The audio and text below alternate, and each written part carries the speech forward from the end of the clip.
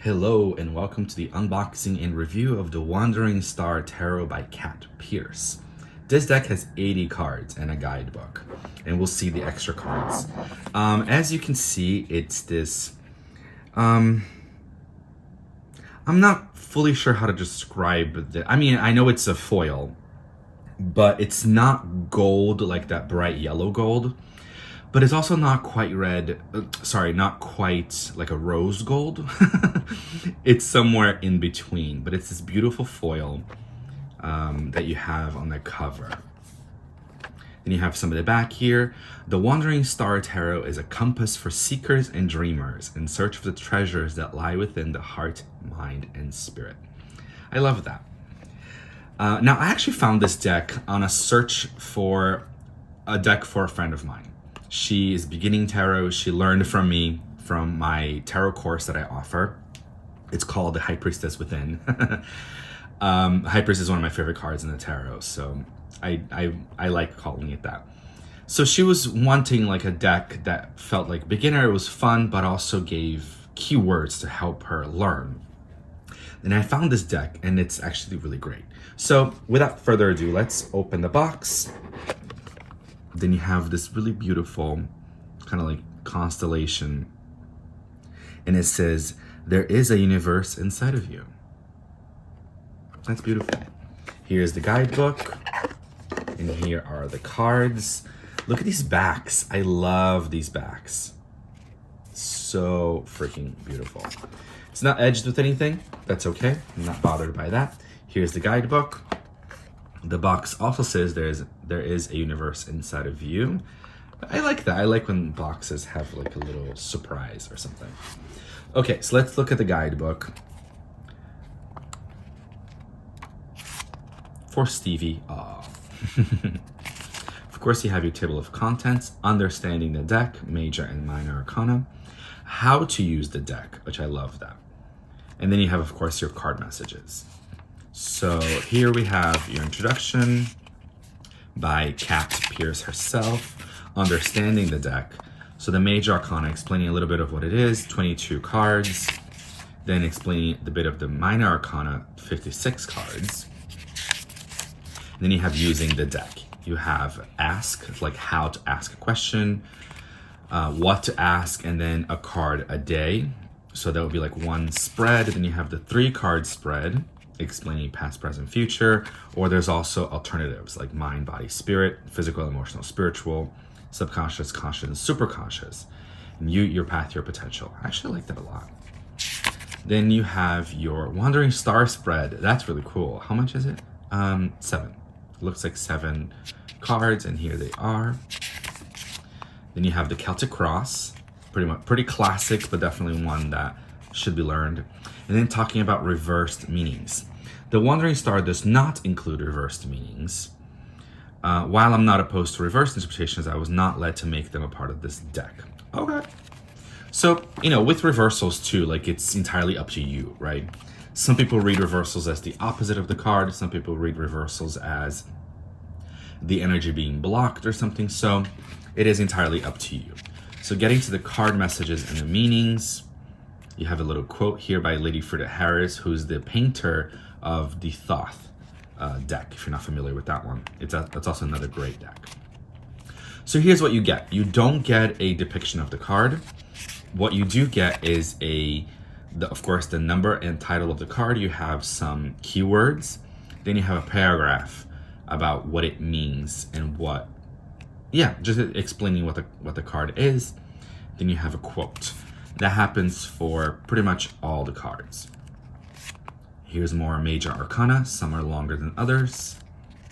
And then we finish the major arcana, and here are the 2 extra cards. And then we step into the wands, which gets the same amount of love. You still get the title of the card. You have the keywords, the paragraph, and then a quote. And it goes like that for the whole thing until you get to the end. And then you have some acknowledgements, and of course, about the creator. So that's it. Not a bad guidebook, to be honest with you. I like it a lot. Okay, so let's get to really what we came here for, which is the cards. I will be showing you guys all of them. They are in order. So I'm gonna show you guys all of them. This little white thing here was a little sucky. It's not terrible. I don't mind it too much really, but you can really see it when I put it like on this angle. Because this deck came with that piece of paper that's a ribbon around it, and I think it was a little bit too tight, and it like damaged. It only damaged this card. Everything else looks beautiful and pristine. It only damaged the edges a little bit here. So, you know, yours might come this way. Yours might come perfect. It doesn't bother me either way. It's gonna get used anyway. Okay, so as I showed you guys the backs, I love these backs. And the cardstock is pretty good. It's flexible. It's very flexible, but it doesn't feel cheap or anything. It's just pretty flexible, which I like that because I will read reversals with this deck. I am gonna read reversals with it. Okay, so let's get to it. Here we have the Fool. Now, I talked about my friend how I was looking for a deck for her that, sorry, I keep moving it, but it keeps sliding. That has like keywords and stuff. So, as you can see around the halo of the Fool, you have the keywords. Purity, potential, risks, innocence, and desire. And then you have the title, the number, and of course the beautiful image. Here we have the Magician, power, action, skill, power, action. Okay. My only criticism, and this happens a few times around, like in this deck, is when they repeat words. Secrets, dreams, wisdom, inner voice, and spirit world. Love that. Luxury, beauty, harmony, abundance, grace, fertility, love, nature, beauty, and art. So beauty is on here twice. All right. The Emperor is law and order. I do love the art style of this deck. It's so cool. The Hierophant, I almost feel like should be called like the Guru or something. He just looks like a guru, doesn't he? I love that. So in every card, you're going to get keywords, which I like because maybe you're new to tarot. So here, you know, we saw in the Magician, right? The power, action, skill, power, action. Here we're getting love, harmony, union, love, harmony. That's my only criticism with this deck, to be honest with you, is I don't need love and harmony twice. I wish that the artist would have maybe taken these words down, either made these words bigger, or, I mean, tarot certainly has enough keywords where you could find one or two more instead of repeating them. That's my only criticism with it. Again, obviously, I have this deck. I like it. It's quite pretty. I really love the imagery, so it's not a deal breaker for me, but it's just my, you know, it is a review, so I'm reviewing it.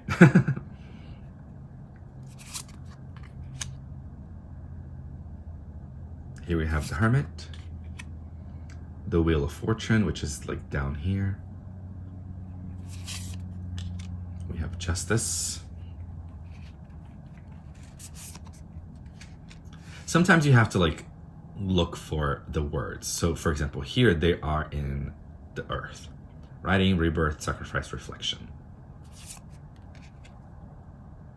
And then for death, it's all around the frame.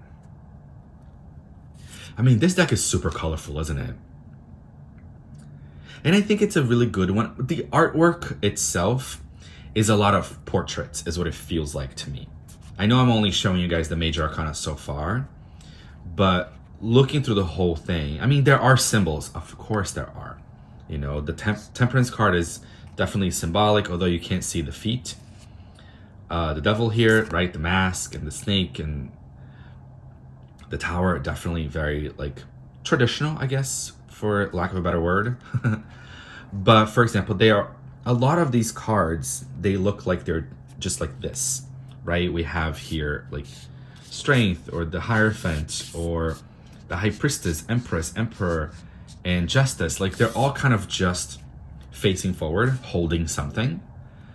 So to me, they feel like just a bunch of portraits of these different people.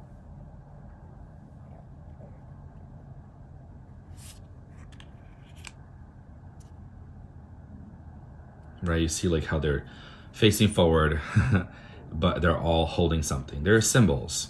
So It is definitely, obviously, not a very traditional deck. And here's the extra card, so the Mother Star, and it's yes. And then you have the Creator, which is a no. Which I actually like that. Maybe, you can maybe place them like face down, and if you're asking yes or no question, you can use your pendulum over it. Or if it does come up in a reading, right? I know there are other decks that kind of throw in a yes or no card in there. All right, so we got the Ace of Wands, Two of Wands. Again, you see what I'm saying? Like there's a style here of people just kind of facing forward, which is interesting because it feels like they're facing you, right? Facing us, except for these. So if you're seeing something, it's almost like they're confronting you. Not in a negative way of like, what? But just to say like, hey, what is it that you really are asking? What is it that you really want?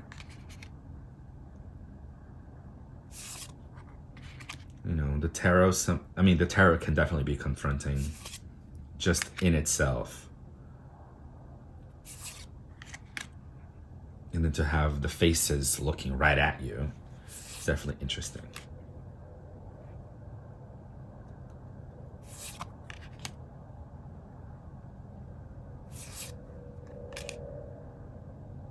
This King of Wands looks so pure. I don't know why, just his face. Here we've got the Ace of Cups, Two of Cups.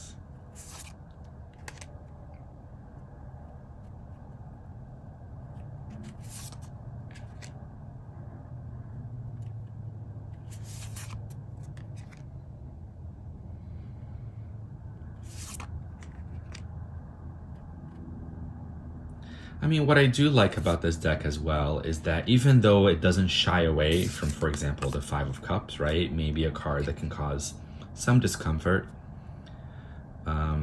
It's so bright and it's so colorful that maybe it can deliver the messages with like a softer blow. Right? Does that make sense? Like,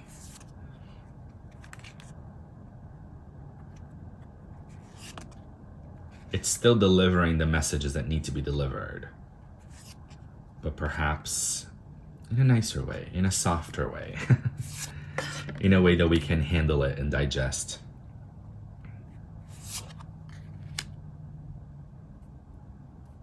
Here we've got the Ace of Swords.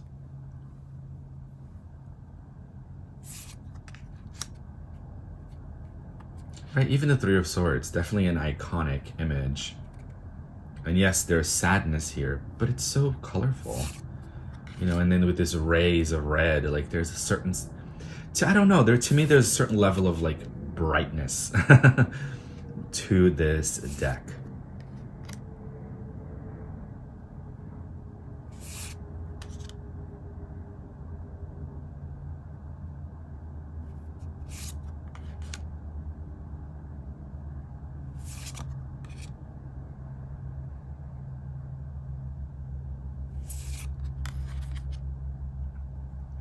And I don't know, but I'm really digging the artwork. It almost reminds me, especially these roses and like the skulls, they do give me a little bit of a reminder of tattoos.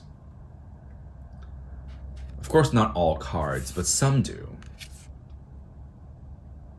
Maybe there was a certain inspiration or something, I don't know. I don't think so. It doesn't talk about that in the book, but I like it. I like the artwork. It's different. Different to me, anyway.